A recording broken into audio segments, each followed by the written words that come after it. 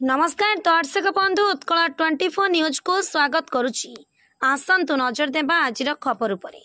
Karanjia power employees union पक्षरु श्रमिक दिवस पालित। जोगदेले विधायक पद्मचरण हाइब्रो।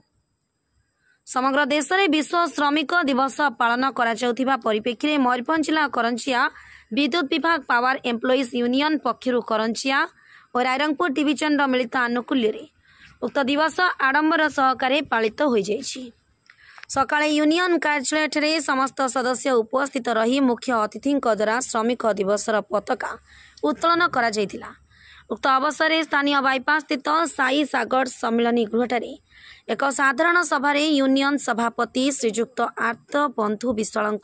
सभापतित्व मान्यवर करंजिया विधायक श्रीजुक्त पद्मचरण हाइब्रो मुख्य अतिथि भाव जोग देथिले। मुख्य वक्ता भाव संघ साधारण संपादक श्रीजुक्त रवीन्द्रनाथ बेरा, कातडिहा डिग्री कॉलेज अध्यक्ष श्रीजुक्त भागवत प्रसाद लेंका, संघ divisional secretary Shri Sanjay Kumar Parik, SDO Srijukta M Prasad Rao, SDO Rairangpur Shri Chiranjit Sahu, संघ जुग्म संपादक श्री पंकज कुमार जेना, बालेश्वर कनिष्ठ जुग्म संपादक श्री सत्यनारायण बेहरा, संघ कोषाध्यक्ष श्रीजुक्त विजय कृष्ण माइती, संघ कनिष्ठ संपादक श्री राम दुलाल राय, बालेश्वर सीडी संपादक श्रीजुक्त रमाकांत नायक, अवसरप्राप्त कर्मचारी संघर श्री अभिमन्यु त्रिपाठी, सर्वेश्वर मिश्र प्रमुख मंचासीन थिले। अतिथि माननकु यूनियन पक्षरु पुष्पगुच्छ अंगवस्त्र दे सम्मानित करने सह प्रेस क्लब संपादक श्री कन्नार्जुन साहा, सामाजिक उमाशंकर दास, सूरज सिंह, जितेंद्र राज, उदीप्त बेहरा प्रमुख को सम्मानित करा जायतिला। मुख्य अतिथि जगन्नाथंकटे दीप प्रज्वलन करी सभा को शुभारंभ करथिले। वरेण्य अतिथि कण उपस्थित कर्मचारी माननकु दिवस पालन तात्पर्य और यार आवश्यकता सह श्रमिक एकता बाबद विभिन्न सूचना दे निजर वक्तव्य प्रदान करथिले। श्री जगन्नाथ महाकुड़क तत्वावधान रे श्री ज्योति प्रकाश पंडा, सुरेश कुमार बेहरा, समीर पट्टनायक, संजय कुमार साहू, भगवान राउल, देवाशीष साहू, बुल्लू बगाल, दीनबंधु पिंधाणी प्रमुख परिचालना करिथिबा बेले अन्य माने एथिरे सक्रिय सहयोग प्रदान करथिले। शेषरे श्री सत्यनारायण बेहरा कृतज्ञतार सह धन्यवाद अर्पण करथिले। रवीन्द्रनाथ बेहरा मोची जनरल सेक्रेटरी नेस्को पावर आज आम करंजिया विश्व श्रमिक दिवस पालन है। बहुत श्रमिक भाई मैंने आसी आम तरफ आम श्रमिक भाई मान को किसी शिक्षा दिखाई से भाव से आम उपभोक्ता मान को 24 घंटा केमी भाव सेवा जोगे से विषय में आम से शिक्षा देती डीएल ये आसवा बहुत रकम उन्नति होती तो आगामी दिन में आहुरी बहुत उन्नति हम तो से आम कर्मकर्ता मान आम जो वरिष्ठ अधिकारी मान अच्छा संगे विस्तारित आलोचना कर विषय में आम समस्त धारणा देती। आज विश्व श्रमिक दिवस करंजिया रे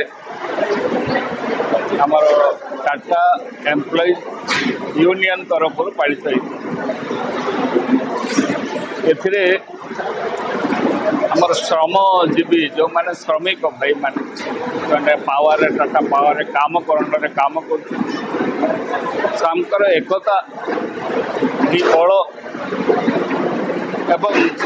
पावर बा शक्ति विद्युत शक्ति ये मनीष समाज बर्तमान गोटे मौलिक समस्या होगा। यूनियन माध्यम से मौलिक समस्या को गोटे ओडिशा प्रदेश में कि आकार पालन करा जाई पारिबो से बाबद आमर वक्तव्य रखिले एवं यूनियन तांकर निजर वक्तव्य रखिले। एथिरे आमर गोटे ए अंचल गोटे आवश्यकता अच्छी जोटा नेसेसरी गोटे आवश्यकता मौलिक माने आवश्यकता जो आवश्यकता को पूर्ण करने आम राजनीतिक नेता नेतृत्व बा सेवक आम जो कहलु आम सेवक जो लोक मान सेवा करवा श्रमिक मान मध्यम सेवा करवा पावर मध्यम सेवा करवा आम भितर गोटे समझौता गोटे संपर्क जो बुझामणार आज या ये अंचल निश्चित भाव में गोटे जो पहाड़ कण गोटे नदी कोणरे को जो जगार दूर दूरांत रास्ता नथिबा जगार इलेक्ट्रिक करेंट पावर तांको पारे पहुंची पारिबा और तांकर सेवा हो पार ये संपर्क आज यूनियन माध्यम आज श्रमिक दिवस रे श्रमिक भाई माने जोटा श्रमिक शब्द कहला बेलू साधारणतः गोटे न्यून मानर चिंताधारा मन भितर आम भितर सृष्टि होती सुधारीकरण करागला से श्रमिक समस्त जी श्रमदान दी मानसिक हो शारीरिक हो तेणु से श्रमिक तेणु यूनियन ये श्रमदान नकले विश्व कि अंचल माने स्टाग्नेट अवस्था रही स्थित हो तार बेगगामी हो पारनि गतिशील हो पार तेणु तांको गतिशील होगापाई शक्ति संचालन करने अंचल विद्युत शक्ति माध्यम आम गोटे से बाबद बार्ता रखिलु एवं निश्चित भाव में